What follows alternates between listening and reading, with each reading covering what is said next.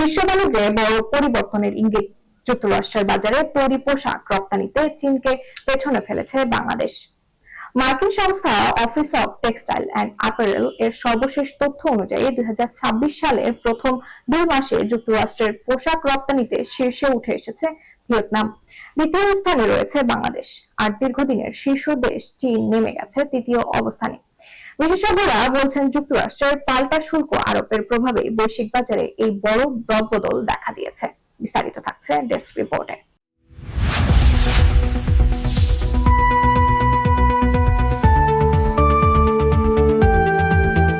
যুক্তরাষ্ট্রের বাজারে তৈরি পোশাক রপ্তানিতে চীনকে পেছনে ফেলেছে বাংলাদেশ।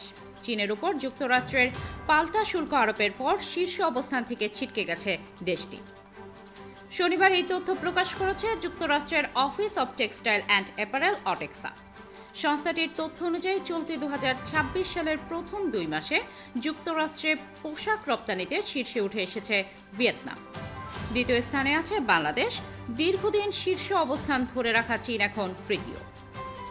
অটেক্সার পরিসংখ্যান বলছে, চলতি বছরের জানুয়ারি-ফেব্রুয়ারি মাসে বাংলাদেশ যুক্তরাষ্ট্রে $1.37 বিলিয়ন পোশাক রপ্তানি করেছে।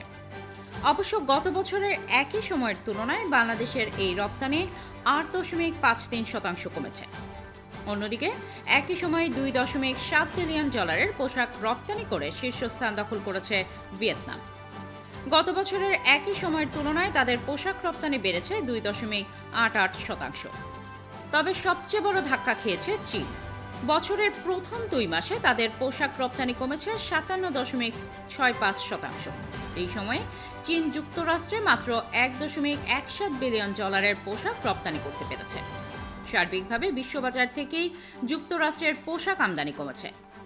আলোচ্য 2 মাসে দেশটি মোট $11.53 বিলিয়ন তৈরি পোশাক আমদানি করেছে, যা গত বছরের একই সময়ের তুলনায় 13.47% কম।